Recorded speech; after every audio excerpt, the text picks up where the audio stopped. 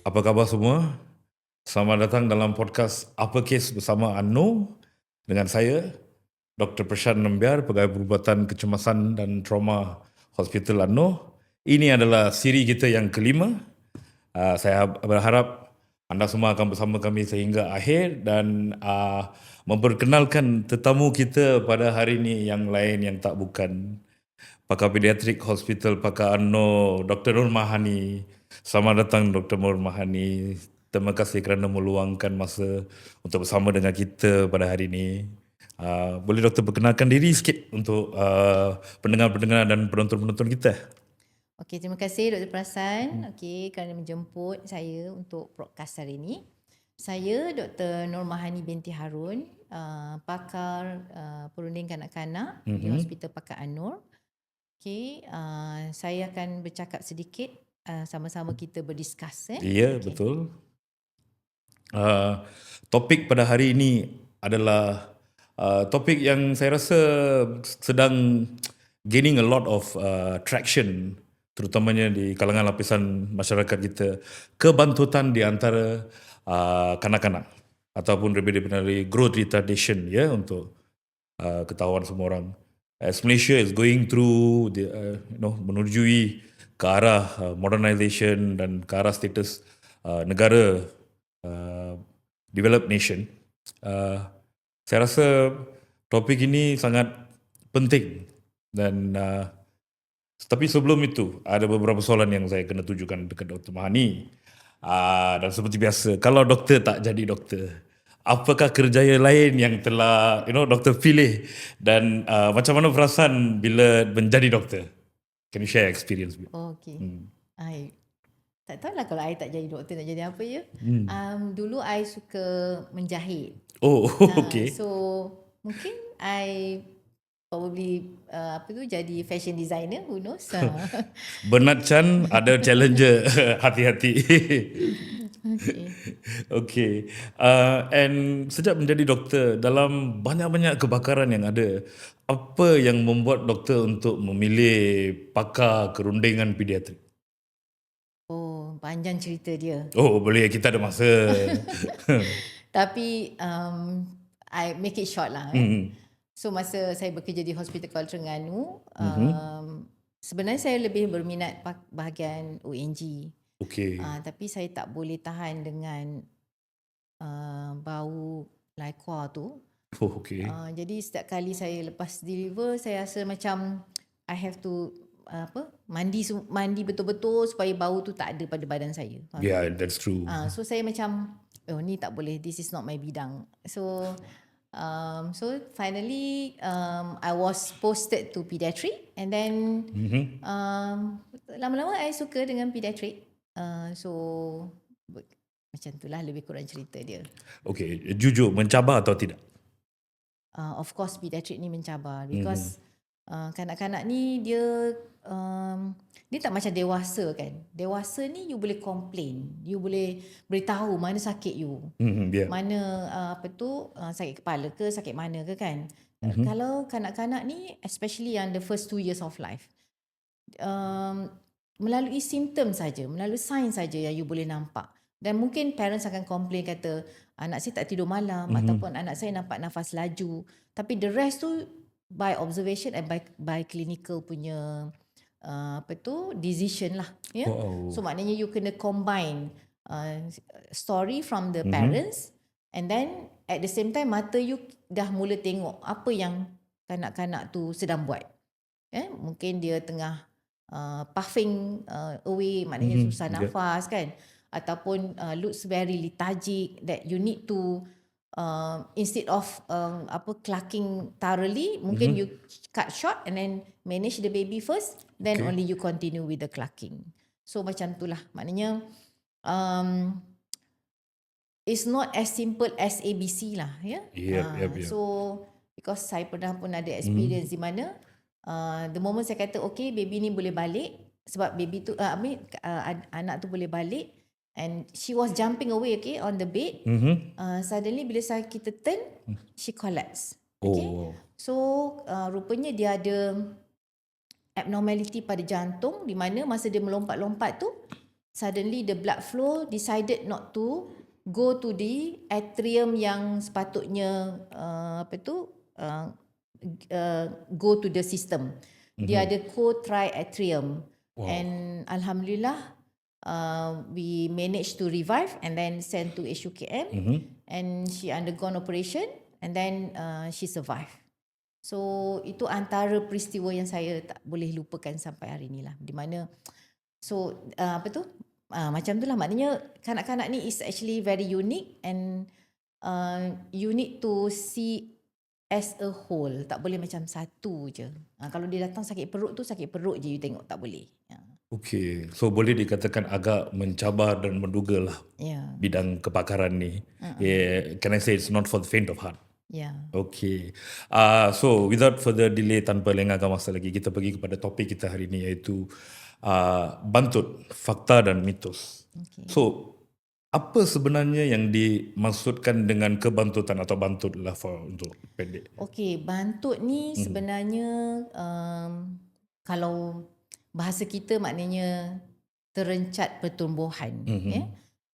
Di mana tapi kita tak boleh macam cakap bila kita nampak kanak-kanak tu rendah dibandingkan dengan family yang lain, oh anak you bantut.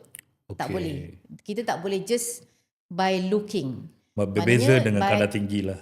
So you kena plot it on the chart, and then bantut tu dia bukan berlaku macam lahir lepas tu terus bantut. Tak. Dia akan ambil masa sekurang-kurangnya a few months. Sebab kita akan nampak pada growth chart tu daripada lahir, lepas tu 1 bulan, 2 bulan, 3 bulan, 4 bulan, 5 bulan, kita boleh nampak yang berat tak naik, ketinggian tak naik, dan symmetrical of the head pun tak sama. So pada chart tu maknanya dia di bawah garis yang paling bawah. Okay. Then only baru kita kata kanak-kanak itu bantut. Carta means carta pertumbuhan, carta right? pertumbuhan. Growth chart. Dan carta pertumbuhan ni bukan carta yang biasa-biasa. Maknanya kita carta yang dikeluarkan oleh WHO. Maknanya it is international carta lah. Bukan carta yang biasa-biasa. Okay?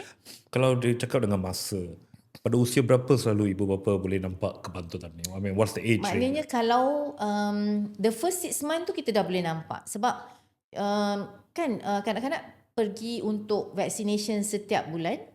Maknanya the first at birth, lepas tu 2 bulan kemudian, and then umur 3 bulan, 4 bulan, 5 bulan, lepas tu 6 bulan kan. So kalau daripada situ kita dah sebab tu pentingnya cap. Kita kena pastikan yang kita timbang, yang kita ukur kepala, yang kita ukur panjang tu dicatatkan pada the chart tu, chart pertumbuhan tu. Barulah kita boleh nampak the serial of growth tu. Dia tak boleh macam masa 6 bulan baru kita letak reading dia. Sebelum tu tak ada reading langsung. Katalah dia follow up dekat tempat lain, lepas tu tak ada reading yang dibuat. And then masa 6 bulan kita kata, oh anak you terbantut. Tak boleh by single reading. Mesti kita kena tengok serial reading. Kita boleh nampak, boleh dikatakan trend dia. Trend dia, betul. Okay. So carta pertumbuhan tu sangat penting lah. Boleh dikatakan sangat penting. One of the important factors. Kalau kita bercakap dengan punca and risiko, apa punca utama bantut, especially di kalangan kanak-kanak Malaysia? Kalau di Malaysia, kebanyakannya melibatkan nutrisi lah. Pemakanan yang seimbang. Sebab kadang-kadang kita bagi makanan tapi tak seimbang. Sebab tu the first 1000 days, maknanya dalam kandungan lagi, kita dah kena jaga pemakanan. Maknanya ibu tu dah kena pastikan pemakanan yang diterima itu adalah seimbang untuk memastikan bayi yang membesar dengan optimum. Okay? Dan macam mana ibu tu nak tahu kan sama ada dia punya bayi tu membesar dengan baik ke tak? Itu yang diorang datang follow up antenatal clinic. Dan masa antenatal clinic kan selalunya diorang akan pastikan the growth of weight of the mother, and also dia akan scan tengok baby growing well or not, ataupun dia akan buat ukuran fundal height kan. Daripada fundal height tu dia boleh macam agak possible weight of the child, and confirm dengan ultrasound selalunya ada plus minus lah. Ya, tapi daripada situ dia orang cakap pada ibu, anak membesar, insyaAllah anak membesar dengan baik berdasarkan length of the baby, estimated weight of the baby, semua tu by dia orang punya measurement lah. Ya. So maksudnya sebelum bersalin pun masalah bantut ini boleh berlaku lah. Bukan masalah bantut tu boleh berlaku, maknanya dia contribute to the bantut later on. Sebab tu 1000, kalau you perasan kempen 1000 hari pertama kan, itu maknanya termasuk 9 bulan dan continue sehingga kanak-kanak tersebut berumur 2 tahun. Wow. Okay. And the optimum growth of all the organs kebanyakan the first 2 years of life. Yeah. So lepas bersalin 2 tahun, that's quite a time. And disyorkan untuk ibu bapa untuk tanya banyak soalan, I assume, untuk pakar kanak-kanak suka kan. Okay, tadi doktor ada sebut pasal faktor pemakanan dan nutrisi sebelum dan selepas bersalin. Itu saja faktor ke atau ada faktor lain, especially macam penyakit ataupun sekitaran? Okay, ada faktor lain lah. Okay, macam of course persekitaran, faktor macam aktiviti fizikal, maknanya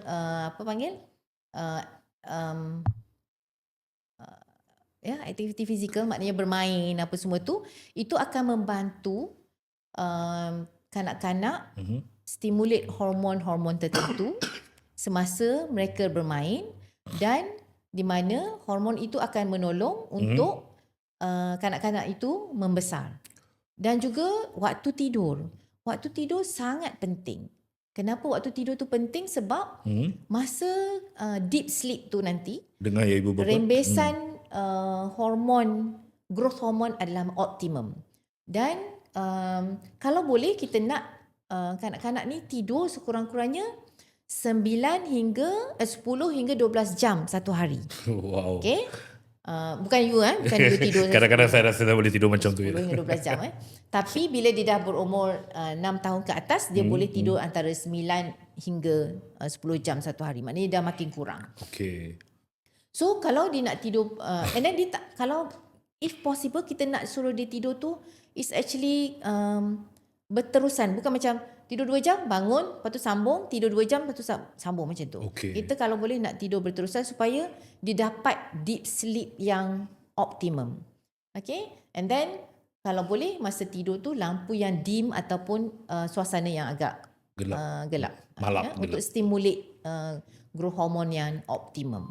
Okay. Wow.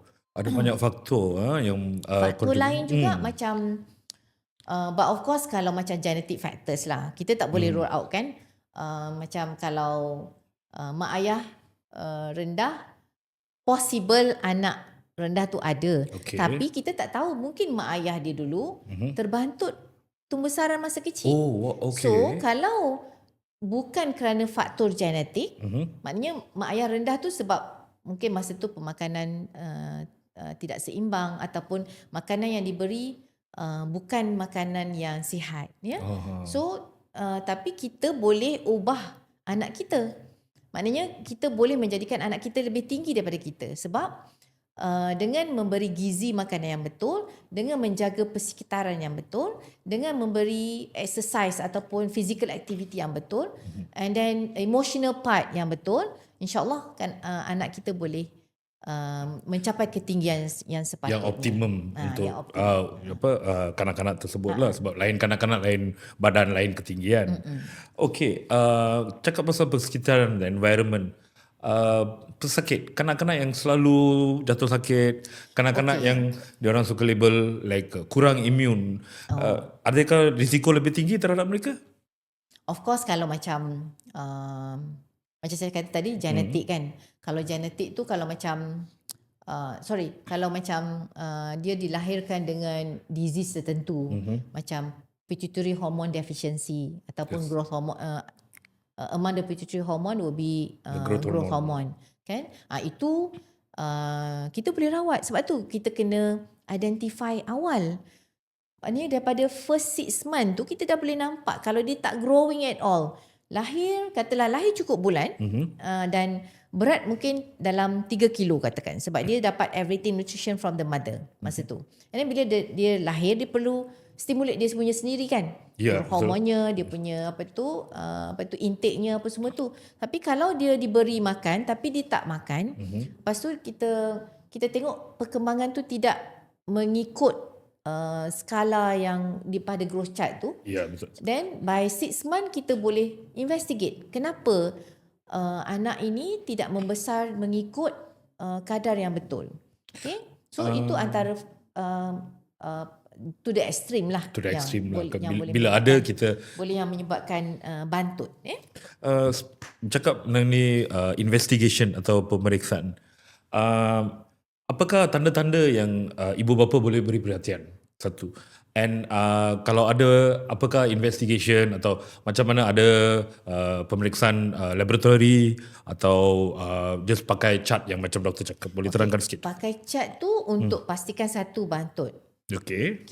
Once kita dah confirm bantut, kita akan sebelum tu kita akan siasat dulu lah. Maknanya kita kena buat all the history taking yang betul. Macam mana pemakanan dia selama ni, kan? Apakah baby diberi susu yang cukup? Kan the first 6 month kita nak fully breastfeeding. Okay. And then and subsequent 6 month, after 6 month tu kita kena perkenalkan makanan pelengkap. Okay. So ada setengah kanak-kanak diberi susu saja. Tapi tidak diberikan makanan pelengkap seawal yang sepatutnya. Maknanya 6 month tu kita memang kena introduce makanan. So macam mana kita nak introduce makanan tu? Dan maknanya daripada history taking tu kita kena tahu mak ni dah mula bagi makanan pada bayi ke tidak. And then bila dia bagi makanan tu, makanan apa? Jenis makanan yang diberi. Apakah ia mematuhi gizi makanan yang betul ataupun sebenarnya dia mungkin bagi karbohidrat saja tanpa protein, ataupun dia mungkin bagi buah saja. Ada setengah mak dia bagi buah yang dikisar. Buah yang dikisar. Sampai anak tu dah 8 bulan, 9 bulan. Ada banyak diet online. Mana nak dapat kalori daripada situ. True. Sebab tu kita kena take a good history taking sebelum kita decide untuk buat sesuatu ujian. So parents digalakkan untuk bertanya lah. Betul. Bila when they have doubts atau they can membawa whatever apa-apa query yang diorang ada kepada pakar kanak-kanak. And I think Dr. Mahani mengalu-alulkan soalan macam tu, betul tak? Okay, sekarang kita telah meluangkan sedikit sebanyak masa dengan Dr. Mahani. Saya rasa sampainya masa kita untuk mengambil sedikit masa untuk beristirahat, kembali bersama dengan pakar kanak-kanak kita pada hari ini, Dr. Mahani, dalam podcast Apa Kes bersama Anur. Apa kes? Jom sama-sama. Podcast Anur penuh makna. Kasih dan ilmu kita sebarkan untuk semua insan. Terima kasih kerana masih bersama dengan kami di podcast Apa Kes bersama Anur dengan tetamu kita hari ini, pakar perunding kanak-kanak Hospital Pakar Anur, Dr. Nur Mahani. Terima kasih lagi sekali Dr. Mahani, dan kita sambung ya persoalan kita. Tadi Dr. Mahani ada sebut pasal banyak faktor yang boleh menyumbang dan cara-cara untuk mengesan awal bantut dalam kanak-kanak. Sekarang kita bercakap tentang kesan dan outcome bantut ni. Of course, soalan yang ada pada banyak parents, ibu bapa terutamanya. Apakah kesan bantut ini terhadap tumbesaran dan terutamanya pembesaran otak kanak-kanak? Okay. Kalau kita tengokkan studies luar negara kan? Ya, betul. Dia menunjukkan kalau kita tengok sel-sel otak tu, the gyrus tu, betul. Dia tak banyak berhubung dibandingkan dengan kanak-kanak yang tidak bantut. And then sel-sel otak pula kalau kita tengok MRI kajian MRI, dia menunjukkan setengah bahagian pada otak tu macam ada lopo-lopo, macam ada warna gelap-gelap. Itu menunjukkan sel otak Kurang macam mana? stimulasi? kurang banyak. Jadi macam okay. atrophy. Okay. Jadi itu dari segi imaging. Yeah. Tapi dari segi kesan pada kanak-kanak tu kan. Yep. You just imagine kalau anak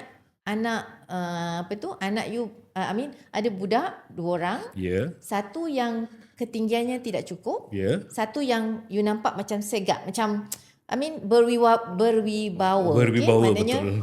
ketinggian okey, kemas, and then and kalau dari segi pelajaran mungkin 2 orang lebih kurang sama. Yeah. Tapi kalau you tengok antara 2 orang macam ni, mana you akan rasa macam lagi Berpotensi? untuk memegang jawatan-jawatan tertentu. Faham. Kan? Jadi kita akan orang akan memilih tends to be, walaupun kita rasa macam sebenarnya dua-dua sama. Okey, dua-dua darjah 5, Ya, dua-dua lelaki. Okey, dua-dua capable of memegang jawatan. Tapi kalau dari segi fizikal, mungkin people will look at orang yang lagi nampak macam berwibawa dengan ketinggian yang cukup, dengan maknanya lengkap lah, ya. Walaupun kita tak nak lah macam Betul.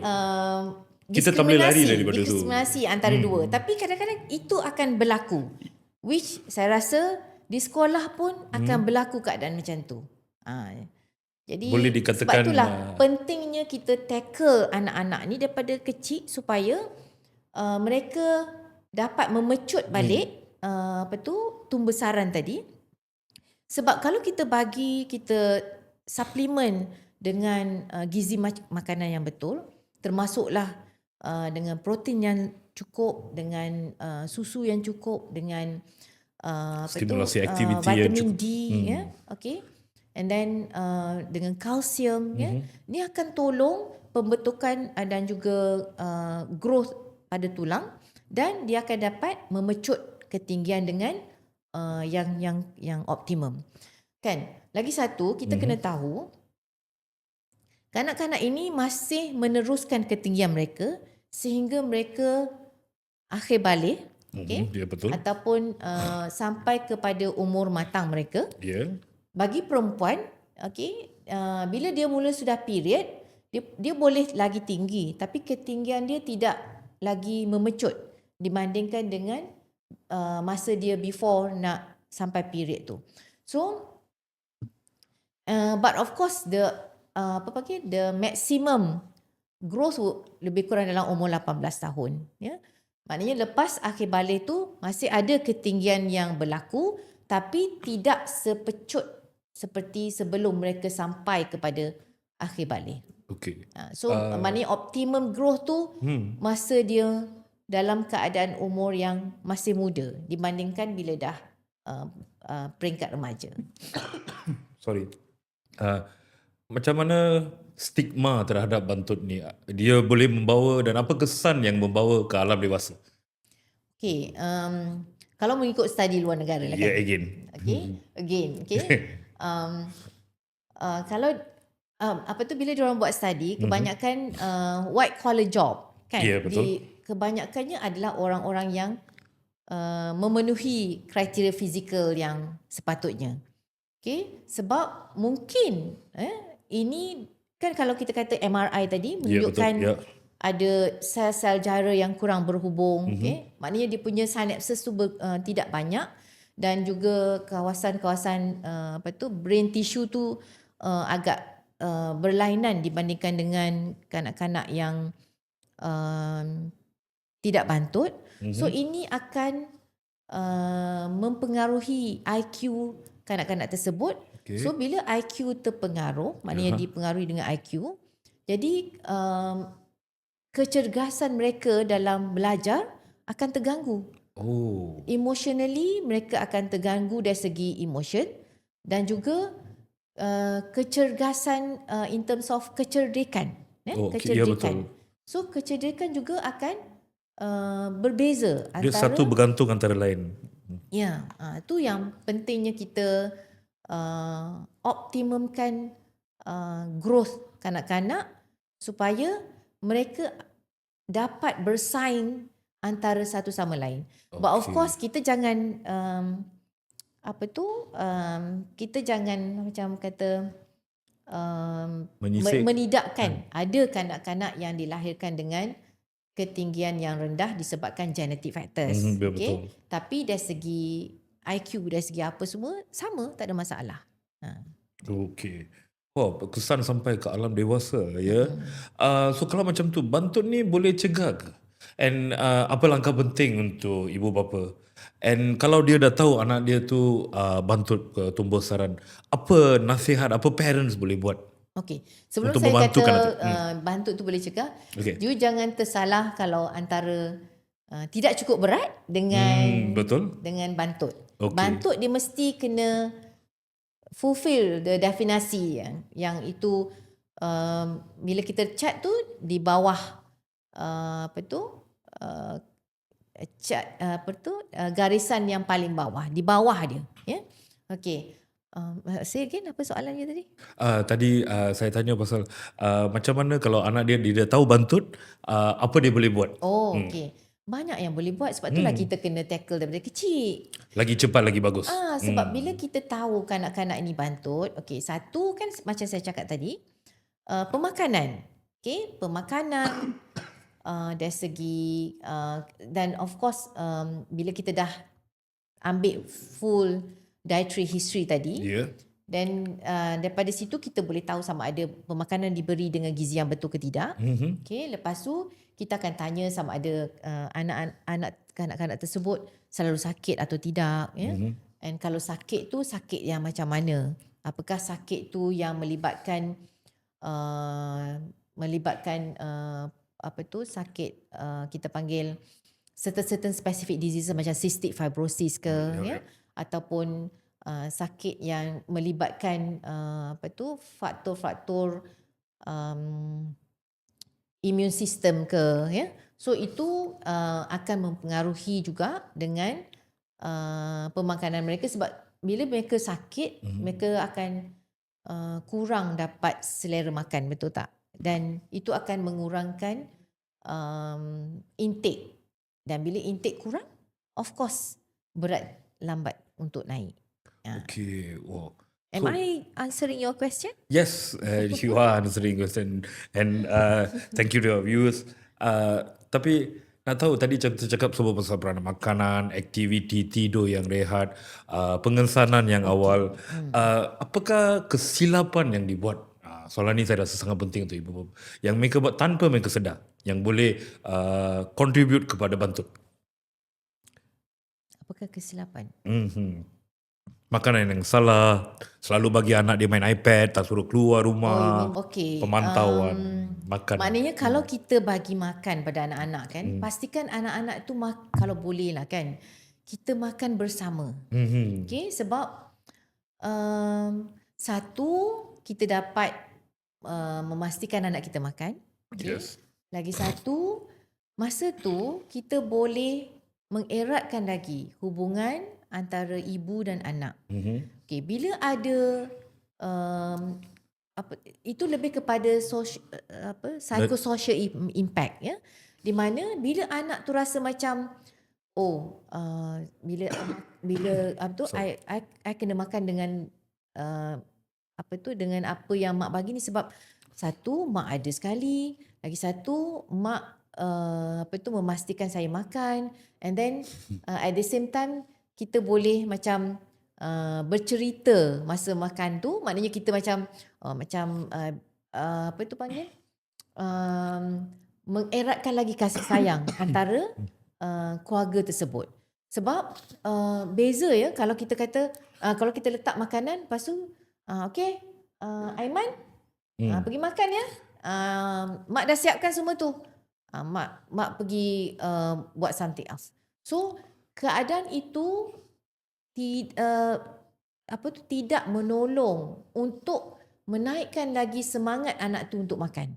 Sebab memanglah makanan tu disediakan gizi yang betul, maknanya semua ada kat atas meja, tapi sebab dia memerlukan ibu bapa ataupun keluarga bersama, so that suasana tu menjadi ceria, menjadi satu keadaan yang begitu harmoni untuk dia makan, and bila dia happy, okay, bukan saja selera tu naik, tapi emosi juga akan terjaga, dan kanak-kanak itu akan lebih ceria dan lebih pandai in terms of psychosocialnya. Okay, impact psychosocial. Okay. Begitu juga kalau kita ada berkesempatan kan. Ya, betul. I'm sure parents sekarang very busy kan. Ya. Tapi kalau kita boleh mengadakan macam jamuan kecil antara jiran-jiran ya. And then masa jamuan tu kalau boleh kita melihat kawan-kawan anak kita, apakah mereka juga makan makanan yang cukup dengan gizi. Kalau kita ada lebih di rumah kita boleh masa yang pertemuan tu kita boleh pastikan makan yang betul gizinya tu kita taburkan di atas, bukan taburkan, maknanya kita hidangkan di atas meja bersama. Jadi masyarakat sekeliling juga boleh mendapat faedah daripada itu, dan at the same time psychosocial impact akan bertambah, dan kemesraan antara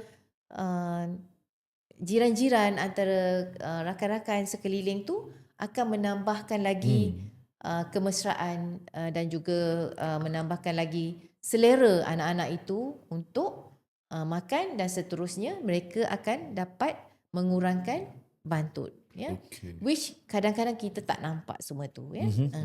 So boleh dirumuskan ibu bapa digalakkan untuk mengambil peranan yang lagi proaktif dari segi psychosocial and also socio-economic. Okay. Sebelum you meneruskan soalan you, Ya, betul. Okay. lagi satu saya nak nasihatkan ya. Boleh. Sebab kita kalau zaman saya kecil dulu, kita orang dibenarkan bermain di halaman. Mungkin pukul kalau hari Minggu tak sekolah tu, pukul 8 pagi dah keluar dengan kawan-kawan main game yang traditional game ya. Janji kerja rumah habis. Dengan expose tu matahari kan. Ya. Okay, tapi apa yang berlaku sekarang ni, of course kita takut kan nak benarkan anak kita bermain tanpa ada teman di luar. Tanpa pemantauan lagi. So kita banyakkan indoor activity. So apa yang berlaku bila kita banyakkan indoor activity, kita kurang expose pada matahari, di mana matahari adalah salah satu sumber semula jadi yang bagus untuk memberi kita vitamin D. Okay, so actually kalau kita buat blood test banyak kanak-kanak yang sebenarnya kekurangan vitamin D. And vitamin D ni kita dapatkan dengan expose, kalau kita dapat naturally dengan expose matahari, ataupun kalau kita perlu kalau kita tak dapat buat itu, maknanya kita bagi suplemen vitamin D pada kanak-kanak tersebut. Dan berapa lama kita nak exposekan anak-anak itu bermain di luar, sebenarnya at least setengah jam hingga 1 jam mesti expose pada matahari. Dan matahari tu bukan pukul 8 pagi, pukul 9 pagi kita dah masuk ya. Sebenarnya matahari mula naik tu dalam pukul 9 sampai pukul mungkin dalam pukul 1 atau pukul 2. Tapi selalunya apa yang berlaku pada kita, pada pukul 7 kita keluar, lepas tu pukul 8.30 kita dah bawa anak kita masuk, sebab kita kata dah panas, dah tak sesuai untuk berada di luar. So cara itu sebenarnya salah. Begitu juga macam halaman rumah kan. Macam kalau dulu-dulu rumah-rumah banyak veranda, tahu tak veranda? It's actually koridor. Koridor yang luas. Di mana koridor tu actually anak-anak duduk boleh makan kat situ, boleh expose to the matahari, tapi kita tak ada semua tu. Rumah-rumah kebanyakannya rumah batu. So kita kena fikirkan ya bahawa suplemen of vitamin D adalah penting juga untuk anak-anak kita, dan juga kita sendiri pun perlu ambil vitamin D. Yeah? Okey. Kita banyak bercakap pasal peranan ibu bapa, peranan doktor, peranan medical personnel. Apakah peranan doktor rasa sekolah, community dan kita punya I would say the accessory factors. Apakah peranan mereka dari segi untuk mencegah bantut dan membantu untuk kanak-kanak itu membesar dengan baik? Maknanya sebagai satu komuniti kan, Ya, maknanya kita betul. kena cakna. Tahu tak cakna? Cakna. Maknanya Boleh tolong mengambil terangkan tahu. sikit untuk orang yang tidak Mengambil memahami. tahu, mengambil tahu kejiranan kita. Okey. Maknanya kita kena, sebab itulah pentingnya on and off ada gathering dalam kejiranan supaya kita dapat melihat persekitaran kanak-kanak di kawasan kita, dan jika kita nampak masalah ada pada kanak-kanak tersebut, mungkin kita boleh sarankan pada parents dia. Okey, saya nampak anak encik macam ketinggian tak cukup, tapi kita tak boleh kata anak encik adalah bantut until kita kena plotkan pada graf yang sebetulnya. So maknanya bawalah berjumpa untuk memastikan anak yang kejiranan kita itu membesar bersama-sama dengan anak-anak kita dan tidak ada masalah bantut dalam kawasan kita. So bekerjasamalah. So sebab tu kita perlu memupuk community yang we have that camaraderie orang panggil, so boleh you boleh approach parents dia dengan, especially kalau harap-harap dia tak salah faham kan. Dengan bahasa berlapik lah. Ya, bahasa berlapik. Itu yang sangat penting sekarang. Kita betul banyak bercakap tentang bantut, pembesaran, peranan doktor, peranan ibu bapa, apa yang kita boleh buat, apa yang kita boleh pantau. Sebelum kita mengakhiri sesi ini, apakah nasihat Dr. Mahani kepada semua orang yang sedang menonton, terutamanya ibu bapa, penjaga-penjaga dan orang-orang yang I would say secara langsung berhubung dealing with children yang berisiko untuk bantut? Okay. Sebelum tu saya nak just highlightkan, insidens bantut adalah tinggi. 1 dalam 5 kanak-kanak mengalami bantut. Hampir 20%. So hampir 20%. So memang tinggi. Jadi maknanya kalau macam tu setiap 100 20 orang. 20 orang akan bantut kan. Wow. So jadi dia ada di mana-mana. Okay. So kita sebagai ibu bapa, kan kita kadang-kadang kan kita kadang-kadang pergi ke sekolah kan. Saya dah tak ada anak sekolah, tapi untuk ibu bapa yang masih mempunyai anak sekolah, kita cakna, maksud saya kita ambil tahu anak-anak rakan-rakan anak kita. Maknanya kalau ada yang kita rasa macam bermasalah, kita boleh ajukan pada cikgu, mungkin cikgu boleh ajukan pada parents dia. Ya? Itu antara kerjasama yang boleh kita lakukan. Ya? Di samping pemeriksaan kesihatan yang kita panggil apa? Panggil? Pemeriksaan yang berkala. Berkala. Okay, that's the word. Okay. Berkala. Ya? Serial dalam bahasa kita. Okay. Stop blok. It's okay. Kita ada masa. Apa lagi soalan you tadi? Nasihat dan juga suggestion Dr. Mahani. Untuk parents to be lagi prihatin, lagi to take macam Dr. Mahani cakap, untuk lagi proaktif dalam pembesaran kanak-kanak. So apa lagi yang boleh dia orang buat? I would say take home message Dr. Mahani untuk hari ini. So the final say lah kan. Yeah, final, betul. the gist of the topic for today. Satu, kita kena pastikan anak kita diberi makan yang lengkap. Okay? Mendapat psychosocial support. Maknanya kita bukan saja membesar mereka, tapi kita bermain dengan mereka, temankan mereka. And then kita melihat apa yang dimakan oleh anak-anak. Maknanya kalau kita sediakan makanan lengkap tapi dia tak ambil semua. Dia ambil ayam, dia ambil nasi, lepas tu air. Sayur ditinggalkan. Jadi kita kena pastikan sayur tu dia makan. Macam mana kita nak buat tu, dia ada cara dia. Kan? Ada setengah tu kita kena pastikan sayur tu dipotong kecil-kecil. Ada setengah tu dia nak sayur tu diwarnakan. Maknanya ada sayur hijau, ada sayur orange, ada sayur kuning. Jadi ada warna-warni di situ. Ada setengah pula kanak-kanak dia nak dalam bentuk kan. Jadi kita kena faham apa yang anak kita nak. Ya, sebab finally memang kita nak pastikan anak-anak ini makan kan, anak-anak ini makan. Dan pastikan anak-anak juga mendapat vaksinasi yang lengkap, okey. Dan bawa mereka mengikut jadual yang telah ditetapkan. Okey.